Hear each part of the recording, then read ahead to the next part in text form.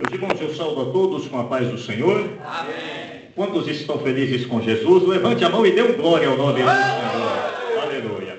Abra sua Bíblia juntamente comigo no Evangelho de João, no capítulo de número 18. Nós vamos ler alguns versículos da Santa Palavra do Senhor. Evangelho de João, no capítulo de número 18, versículos de número 1 ao versículo de número 11. Evangelho de João, capítulo de número 18, versículos de número 1 ao versículo de número 11. O Evangelho de João é o quarto livro do Novo Testamento, o quarto Evangelho do Novo Testamento, capítulo 18 de João, versículo de número 1 ao versículo de número 11. Quem encontrou, diga um amém. Amém.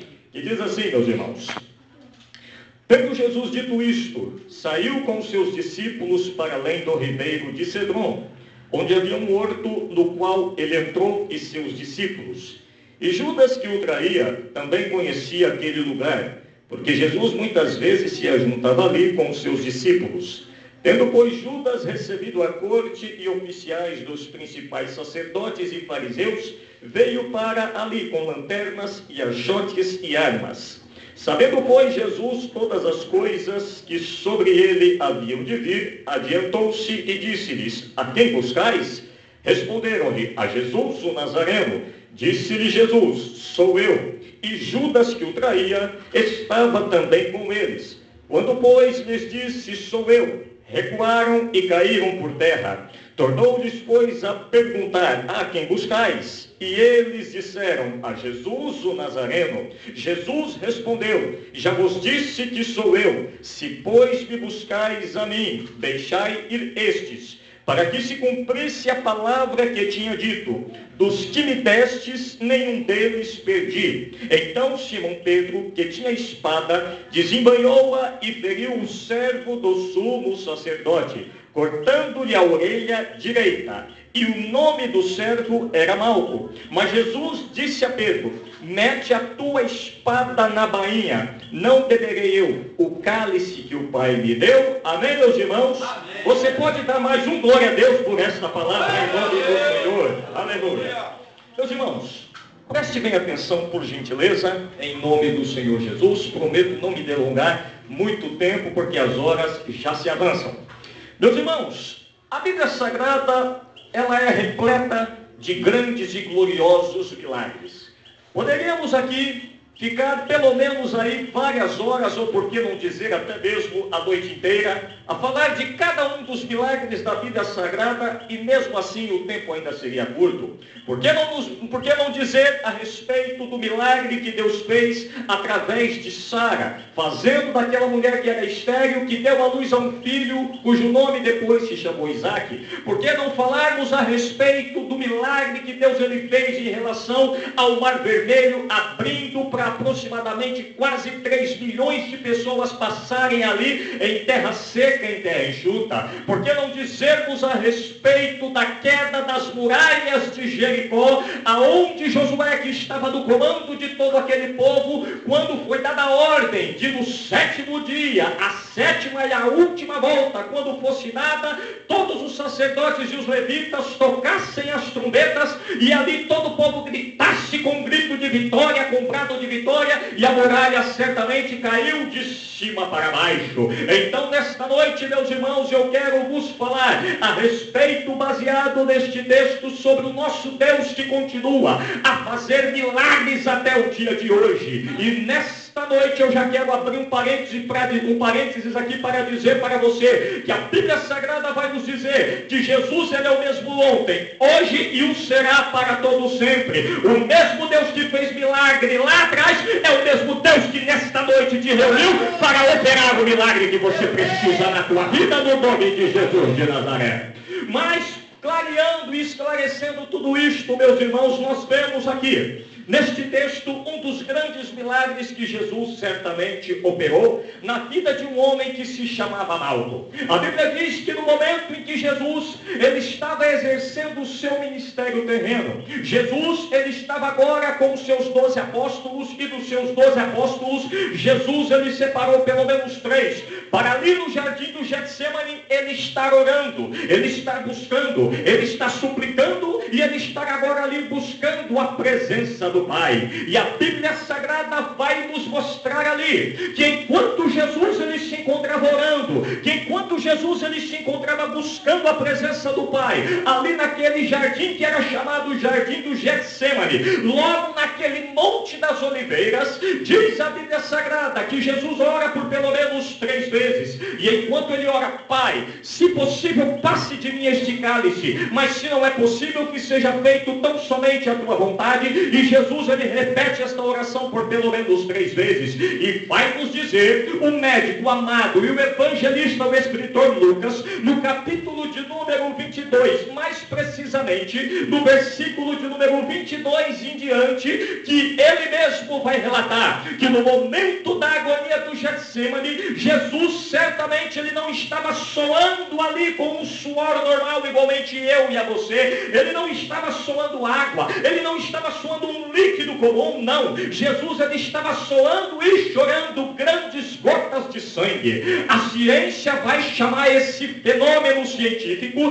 de hematidrose. É quando uma pessoa certamente está passando uma tristeza, é quando uma pessoa está passando um estresse, é quando uma pessoa está passando um momento tão dificultoso, que o seu emocional fica tão abalado, que ao invés de ela começar a soar um líquido comum, ela começa a soar grandes gotas de sangue, ou seja, suas veias capilares começam a se romper, começam a entrar em contato ali, certamente com os poros da pele, e logo a pessoa começa a suar sangue, começa a chorar sangue. Inúmeros documentários já passaram demonstrando acerca de algumas pessoas que já, ao invés de chorar um líquido normal, lágrimas comum, começam a chorar sangue, começam a derramar grandes gotas de sangue. É este fenômeno científico que Lucas ele vai relatar. Agora, meus irmãos, a Bíblia diz que Jesus, enquanto se encontrava ali naquele episódio, Jesus passando pela agonia do Getsemane, e o próprio evangelista João faz questão de narrar a respeito de tudo isto, o que Jesus estava passando.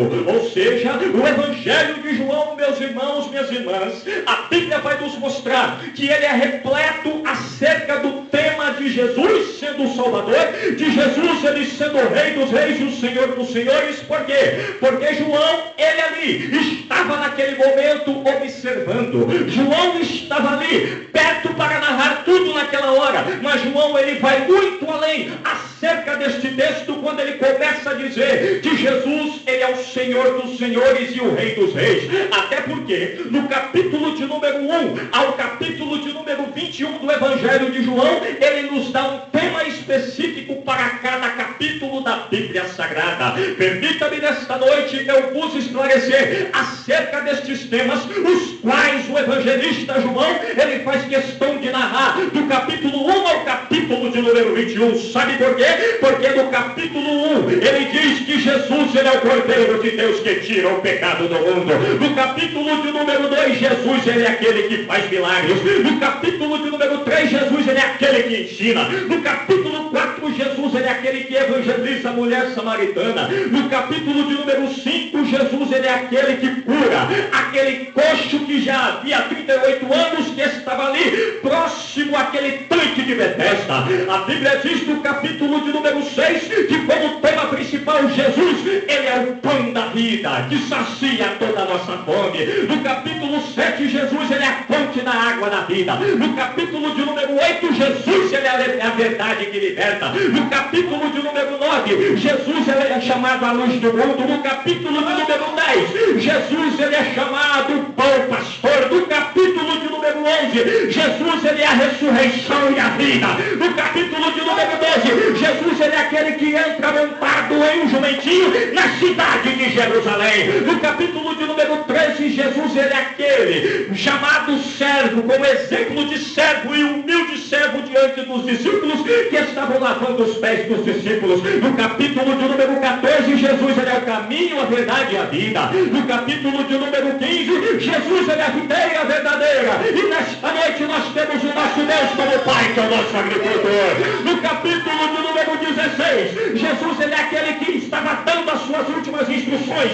No capítulo de número 17, Jesus, ele é o exemplo de intercedor por grande humanidade, por toda a humanidade. No capítulo de número 18 que nós lemos, Jesus, ele é aquele agonizante do jardim do Getsemane. No capítulo de número 19, ele é aquele que aparentemente a morte o venceu na cruz do Calvário, mas no capítulo de número 20 aconteceu o contrário, porque foi ele que venceu a morte. E no capítulo de número 21, ele é aquele que restaura o pecador arrependido.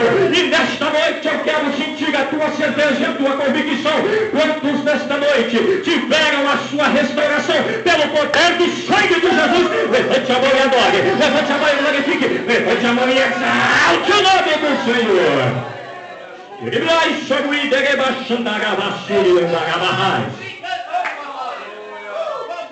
E no capítulo de número 18, a Bíblia vai nos dizer que Jesus estava ali, passando aquela agonia e aquele estresse por toda a humanidade. Agora, meus irmãos, olha aqui para mim, por gentileza. Jesus se encontrava ali, e os soldados da guarda pretoriana, soldados romanos, se aproximaram de Jesus, e Jesus se antecipa, se levanta da oração, dizendo: a quem vocês estão buscando? Estamos buscando a Jesus de Nazaré. Pois bem, sou eu. E a Bíblia diz que eles caem, recuam ali pelo poder da palavra que sai de Jesus. Ele se levanta, Jesus pergunta de novo: a quem vocês estão buscando? A Jesus de Nazaré. Pois bem, eu já não vos disse que sou eu? Se sou eu que vocês estão buscando, deixem ir os meus discípulos, porque eu estou pagando preço, é por eles e por toda a humanidade do planeta Terra. Pois bem, e a Bíblia diz que naquele momento, meus irmãos, estava uma escuridão, estavam ali algumas trevas ali muito grandes por conta da noite, e ali chegaram alguns soldados, é claro, com tochas acesas, com pedaços de pau, ali com pedaços de vara ali, para querer, quem sabe ali, bater em Jesus, açoitar Jesus. Mas o que aconteceu? Pedro, ele não largava da sua espada de jeito nenhum. Pedro tinha sua espada na bainha, e o que aconteceu? Pedro, ele estava pensando o seguinte: já que eles querem acabar com o meu Jesus, eu acabo com pelo menos um homem daqui, que eu já mirei ele, e vou certamente acabar com o seu sonho. E a Bíblia diz que Pedro se levanta, saca da sua espada da bainha, e ele vai diretamente acordar a orelha de um servo do sumo sacerdote, cujo nome se chamava Malco. E existe uma razão, porque Pedro, ele fez certamente esta atitude, meus irmãos. E quando Jesus, ele vê que Pedro, na hora, ele saca da sua espada, corta a orelha do servo do sumo sacerdote, chamado Malco, o que acontece? Imagine comigo a cena, meus irmãos. Transporte comigo aproximadamente 2000 anos atrás, na hora que ali o servo do sumo sacerdote recebe aquela espadada, e aquele corte em sua orelha, a orelha cai ali meio que perdida, e na hora que cai, o sangue começa a jorrar, e ele tenta estancar, quem sabe ali com algum pano, ou até mesmo com a sua armadura, ou até mesmo com a sua mão, a sua orelha, e ele fica desesperado, mas Jesus calmamente vai, localiza a sua orelha que estava ali decepada, e coloca no lugar, limpa todo o sangue, e faz uma cirurgia sem deixar nenhuma cicatriz. E nessa noite eu quero te dizer, meu irmão, eu quero te falar uma coisa baseado nesta palavra. Jesus, o que foi que ele fez? Ele pegou a parte da carne, a parte da vida, a parte do corpo daquele homem e colocou tudo no lugar. Eu quero nessa noite perguntar para você, o que é que está fora do lugar da tua vida espiritual? O que é que está fora do lugar da tua vida familiar? O que é que está fora do lugar da tua vida ministerial, da tua vida profissional ou da tua vida financeira? Eu quero nessa noite profetizar na tua vida que o Cristo que está aqui nesta noite vai colocar tudo de volta no lugar na tua vida, meu irmão. Vai colocar tudo de volta na tua vida, meu irmão. Você acredita? Você acredita? Jogue a mão para cima e adore, porque nessa noite, pelos olhos da fé, eu já vejo a parte que está faltando da tua vida que está fora, já se encaixando igual quebra-cabeça na tua vida, e o nome do Senhor está sendo glorificado e exaltado, e você vai contar um grande, lindo e maravilhoso testemunho para a glória do nome do Senhor. E a Bíblia diz que Pedro se levanta e corta a orelha daquele homem, que era o servo do sumo sacerdote. Jesus faz ali uma cirurgia sem deixar nenhuma cicatriz. Meus irmãos, algumas pessoas imaginam que quando Pedro ele levantou a sua espada para cortar a orelha, algumas pessoas imaginam que Pedro não queria cortar somente a orelha, não, de jeito nenhum. Algumas pessoas imaginam que Pedro queria cortar o seu braço, que Pedro queria feri-lo, que Pedro queria cortar ali a sua cabeça, degolá-lo, mas não. Pedro, de um jeito ou do outro, ele era inteligente, porque Pedro ele conhecia, sendo ele um judeu, sendo ele um apóstolo de Jesus e ao mesmo tempo um judeu, ele conhecia muito bem acerca da lei mosaica, acerca da lei judaica. Sabe por quê? Porque Malco, ele era da tribo de Levi. E segundo o historiador da época, segundo o historiador vai nos dizer que Malco, que era o servo do sumo sacerdote, sendo ele da tribo de Levi, faltava aí aproximadamente um ano para ele ali ser um sacerdote, e ele já estava no ofício fazendo uma espécie de estágio. Mas olha aqui para mim, por gentileza, e preste atenção. No momento em que Malco ele se encontrava ali aprendendo com o sumo sacerdote, ali o Caifás, o que acontecia? Ele estava aprendendo todo o ofício do que estava acontecendo lá dentro do templo, e faltava ali um ano para que ele pudesse exercer ali de estagiário para agora um sacerdote da época, para acender ali, quem sabe, as lâmpadas ali dos candeeiros, do candelabro, e naquele momento, quem sabe, poder fazer ali um sacrifício no altar, ou naquele momento, quem sabe, tirar as cinzas ali do templo da época e colocar para fora ali do templo. Ou seja, todos os ofícios ele estava aprendendo para que depois, um ano, ele pudesse ali certamente exercer o seu ofício. Mas o que aconteceu? Faltando um ano, Pedro vai e decepa a orelha do servo do sumo sacerdote. Meus irmãos, segundo a lei mosaica, baseado lá no livro de Êxodo, capítulo de número 29 e o versículo de número 20, todos os descendentes da tribo ali de Arão, todos os descendentes da tribo de Levi, certamente não poderiam ter nenhum membro do seu lado direito faltando. Ou seja, se um cidadão ou a cidadã fosse ali da tribo de Levi para ser um sacerdote ou para ser um levita, se tivesse uma orelha direita faltando, não podia mais fazer parte do sacerdócio, não podia mais fazer parte do ofício. Se tivesse ali o dedo polegar da mão direita faltando, ou até mesmo a mão direita, não podia fazer parte de jeito nenhum. Ou até mesmo se tivesse ali o dedão polegar do seu pé direito faltando, não podia fazer parte do sacerdócio real da sua época, mesmo sendo da tribo de Levi, que era a tribo sacerdotal. E Pedro, sabendo disso, é como se Pedro, ele pensasse o seguinte: já que o sacerdote da época, ele precisa ter ali o sangue jorrando diretamente na orelha, o sangue jorrando diretamente no dedo, o sangue jorrando diretamente no dedão do pé, já que eles querem acabar com o meu Jesus, eu acabo certamente ali com o sonho deste servo do sumo sacerdote. Ele não vai tomar o lugar de meu Senhor Jesus. Só que aconteceu totalmente o contrário. Aquilo que Pedro quis fazer para acabar com o sonho daquele servo do sumo sacerdote, Jesus restituiu o milagre que ele estava precisando ali em dobro. E o que aconteceu, meus irmãos? Eu pergunto nessa noite, qual é a parte da tua vida que precisa estar de volta no lugar? Jesus está aqui para fazer essa cirurgia que você está precisando, para que o nome do Senhor venha a ser louvado e exaltado nos céus e na terra. Mas quem sabe nessa noite você esteja dizendo o seguinte: pastor Erasmo, como é que a minha vida, tudo pode se encaixar novamente no lugar? Como é que tudo na minha vida, principalmente a minha vida espiritual, pode se encaixar tudo de volta no lugar? Eu vim do mundo, eu vim da macumba, eu vim das bebedices, eu vim do mundo das drogas, eu vim do mundo dos vícios, eu vim do mundo do cigarro, eu vim lá do mundo do pai e da mãe de chiqueiro. Como é que a minha vida, agora que eu aceitei Jesus, ela pode certamente voltar tudo no lugar? Eu sou uma madeira bruta, uma madeira que parece que não tem jeito. Não se preocupa não, meu irmão, porque o ditado popular nos diz o seguinte: que pau que nasce torto morre torto. Mas eu glorifico o meu Senhor Jesus, que ainda que pau que venha nascer torto, o carpinteiro de Nazaré está aqui para consertar essa madeira, porque Jesus é quem garante a restauração.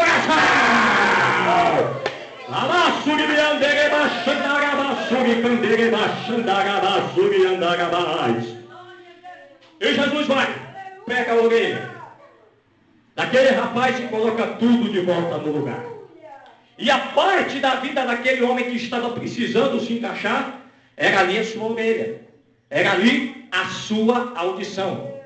E transportando, meus irmãos, esta mensagem para os dias de hoje, por incrível que pareça, o que está precisando hoje na igreja do Senhor, voltar tudo de volta no lugar, é a igreja aprender novamente a dar ouvido à santa e gloriosa palavra do nosso Deus Todo-Poderoso. A Bíblia, ela dá tanta ênfase às Sagradas Escrituras, a Carta Magna, ela dá tanta ênfase e tanto destaque nisso, que a Bíblia vai nos dizer, em Romanos capítulo de número 10, e o versículo de número 17, que a fé, ela vem pelo ouvir. Ora, só ouve quem tem ouvidos. A fé, ela vem pelo ouvir, e o ouvir a palavra do Deus Todo-Poderoso. A Bíblia diz em Tiago, capítulo 1, e o versículo de número 19, que nós temos que estar prontos para ouvir. Ora, só ouve quem tem ouvidos. Nós devemos estar prontos para ouvir e tardio para falar. Ou seja, pessoas que estejam prontas para ouvir, prontas para aprender, prontas a, se possível, tomarem um puxãozinho de orelha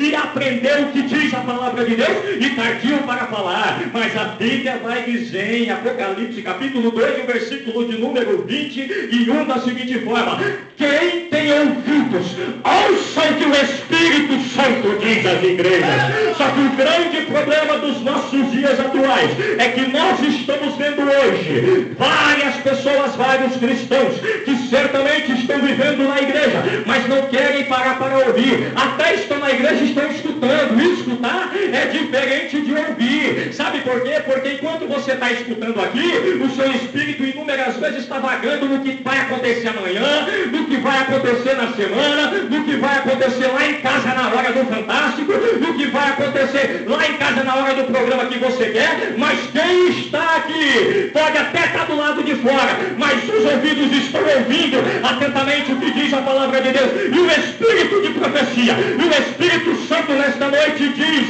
através dos meus lábios: ouça o que o Senhor tem a dizer. A tua vida vai ser restaurada, a tua vida vai ter vitória. Você nasceu para triunfar, você nasceu para ser mais do que vencedor, pelo poder da pessoa bendita de Jesus. Ouça o que o Espírito diz às igrejas. Só que o maior problema que nós vemos hoje em dia é que o ser humano, ele não está pronto para ouvir aquilo que precisa, mas ele quer ouvir certamente aquilo que vai massagear o ego dos seus tímpanos. Ou seja, a pessoa está na igreja, mas ao mesmo tempo que recebe um puxãozinho de orelha, recebe uma repreensão, recebe ali certamente algo que ela precisa para que ela possa se reerguer espiritualmente, já quer abandonar a igreja, já quer abandonar Jesus, já quer deixar Jesus de lado. Ou seja, não tem estrutura emocional, não tem estrutura espiritual, ou seja, só quer ouvir coisa boa. Meu irmão, eu quero te dizer uma coisa: se você está na tua casa e se você certamente só sabe ouvir coisa, só sabe comer coisa boa, dentro da tua casa, isso não é pecado não. Agora passa a tua vida inteira dentro da tua casa, só comendo docinho, só comendo sobremesa. Vai ver o que vai acontecer na tua vida. Não come coisa sólida não, para tu ver. Não come coisa que tenha fibra não. Não coma coisa que tenha proteína não, para ver o que vai acontecer com a tua saúde. A mesma coisa acontece na vida espiritual. Só quer receber bênção, só quer receber profecia, ou profetada, ou revelamento, ou visagem de chave de carro, de chave de casa, de chave de mansão. Eu quero dizer uma coisa para você, meu irmão, isso que vai sair daqui de mim, da minha boca não é profetada não, mas eu glorifico o nome do Senhor, porque as poucas pessoas que já tem aqui, já tem a chave, não da sua casa própria, mas já tem a chave da comunhão com Deus Todo-Poderoso, das mansões celestiais, de que um dia vai morar na glória celestial. Quem tem certeza de que um dia vai morar no céu, se a trombeta do arrebatamento tocar daqui a pouco, eu tenho certeza que o primeiro que vai subir sou eu. Cadê o segundo? Cadê o terceiro? Cadê o quarto?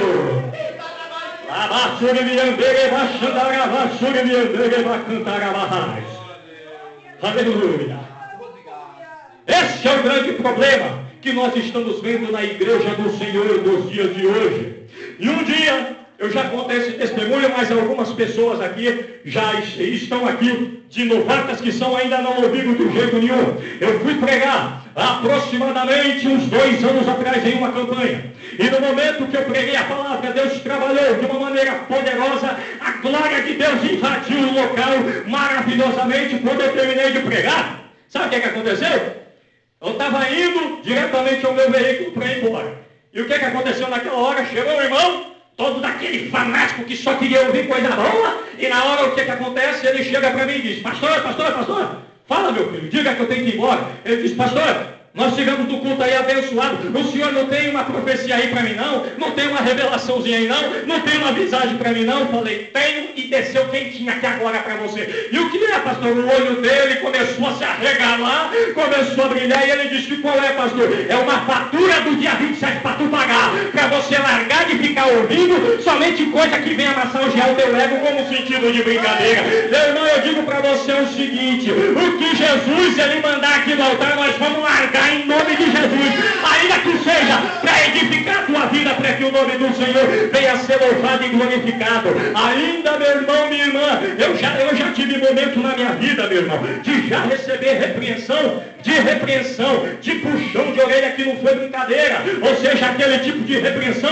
que era de arrancar pica-pau do louco e tá tudo a toca ao mesmo tempo, de tão grave, de tão terrível que era. Mas olha se eu desviei, olha se eu me afastei, olha se eu larguei Jesus. Não, o meu Jesus ele não é digno de que eu venha largar ele por coisa nenhuma, porque ao mesmo tempo que eu estou com o meu Senhor e Salvador Jesus Cristo, a grande relação é que Jesus ele tem que estar comigo também, e ele tem que estar com você também, meu irmão.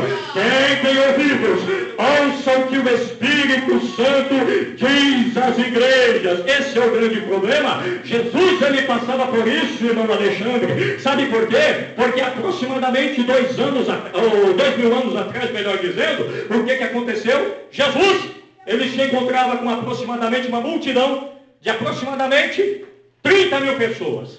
E a multidão estava com Jesus, porque Jesus estava multiplicando pães, porque Jesus estava multiplicando peixes, ou seja, a coisa estava boa. As notícias boas estavam correndo e o povo só queria coisa boa, só coisa boa de Jesus. Quando Jesus começou a ver que eles estavam querendo chocar ali nas custas e nas costas de Jesus, o que aconteceu? João, capítulo de número 6, Jesus começou a largar um sermão daquele pesado, que não era do costume dele. Aí Jesus chega e diz o seguinte: olha, vocês aí, que estão me seguindo somente por causa do pão, somente por causa do peixe, vocês estão correndo atrás de uma comida que perece, mas a comida que vem do céu, que eu sou o pão que desceu do céu, essa comida não perece de jeito nenhum. E o que aconteceu? A multidão começou a ter ali um cuidado, a multidão começou a ter ali uma perplexidade, começou a ter um susto, porque Jesus não era daquilo, e Jesus ainda continua a dizer: quem não comer da minha carne e não beber do meu sangue, não vai ter parte comigo no reino de Deus, no reino do meu Pai. E a multidão começou a pensar: e se Jesus pensa que nós somos canibais, não vamos largar ele. Começaram e viram que Jesus não tinha tinha palavra boa, começaram a largar Jesus. De 30 mil pessoas, começou a reduzir para 20 mil. De 20 mil pessoas, começou a reduzir para 10 mil. De 10 mil pessoas, começou a reduzir para 1000. De 1000 pessoas, começou a reduzir para 500. De 500 pessoas, só ficaram os 12 apóstolos. Quando os 12 apóstolos pensam em virar as costas e perna para quem tem, perna para quem de quem, perna estava, o que acontece? Jesus olha para ele, chama a atenção e diz: e vocês também não querem ir embora, só querem ficar ouvindo, só querem ficar conhecendo coisa boa? Não quer ir? Pode ir, eu não tenho problema de ficar sozinho não. E o Pedro se levanta e diz o seguinte: Senhor, para onde é que nós iremos? Se somente tu tens as palavras de vida eterna, se somente o Senhor é quem tem as palavras de vida eterna, não vamos largar o Senhor de jeito nenhum, não vamos abandonar o Senhor de maneira nenhuma, porque é o Senhor que está comigo. Ou seja, meus irmãos, a orelha de Malco foi restaurada, e na hora, naquele mesmo momento, Malco, que era um servo do sumo sacerdote, passou em diante agora, não ficar ouvindo coisa negativa de Jesus de maneira nenhuma. Dali em diante, ele recebeu a sua orelha restaurada, ou seja, a sua cirurgia foi restaurada naquela hora, o sangue foi limpo, nem de pontos precisou ali para Jesus poder costurar ali a cirurgia. E naquela hora, Malco, ele começa a ter uma outra percepção de Jesus. Ou seja, Jesus não é esse que a multidão anda dizendo, não. Ele é um homem maravilhoso, ele é um homem bom, ele é um homem ótimo, ele é um Senhor glorioso para a minha vida e de todos aqueles que um dia tiveram as suas vidas restauradas e a parte de suas vidas restauradas por ele. Ou seja, Malco, com a sua orelha, com o seu ouvido restaurado, só começou a ouvir coisa boa da parte do Senhor naquele exato momento. E nessa noite, meu irmão, quem sabe, Jesus, ele quer fazer uma restauração na tua audição espiritual. Você só está ouvindo coisa que não presta, você só está ouvindo coisa que não deve, você só está ouvindo notícia negativa, você só está ouvindo coisa que vem te desagradar, que vem te desmoralizar, que vem te colocar em declínio espiritual. Mas nesta noite, eu venho como profeta do Deus Todo-Poderoso para dizer para você: Jesus está restaurando a tua visão, Jesus está restaurando a tua audição espiritual. Começa a ouvir, meu irmão. Eu profetizo na tua vida, meu irmão. Eu profetizo na tua vida, minha irmã, que você, nesta semana, em nome de Jesus, ou ainda antes deste mês acabar, você só vai ouvir notícia boa da parte de Deus, porque a tua audição vai ser restaurada. E se você crê nisso, você acredita nisso, meu irmão, a Bíblia diz que toda a nossa vida espiritual vai ser restaurada pelo poder de Deus. Sabe por quê? Ezequiel, em capítulo de número 37, e o versículo de número 7 ao versículo de número 10, Ezequiel estava no cativeiro da Babilônia.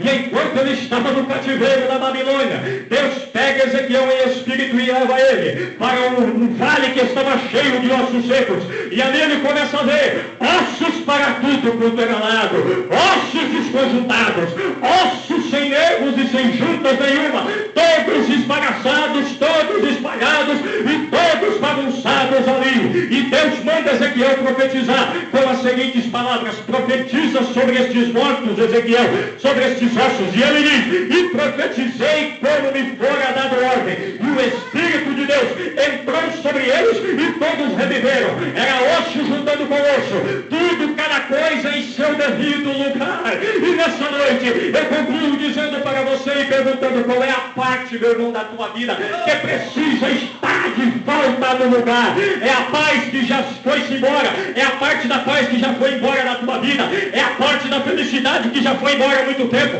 é a parte da alegria que foi embora há muito tempo, é a parte do casamento que foi embora há muito tempo, é a parte da tua vida espiritual que já foi embora há muito tempo.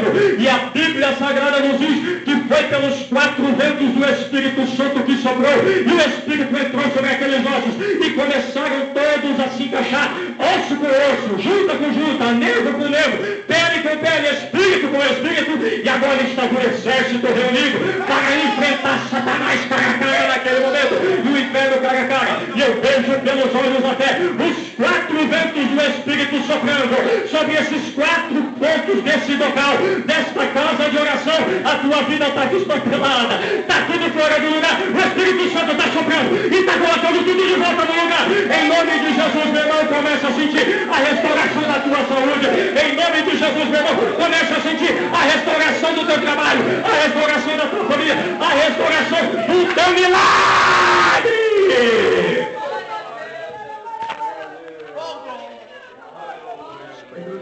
Vai glorificando. Vai pedir a Deus o que é que você quer. Ele está aqui nesta noite, louvado, exaltado, glorificado o nome do Senhor.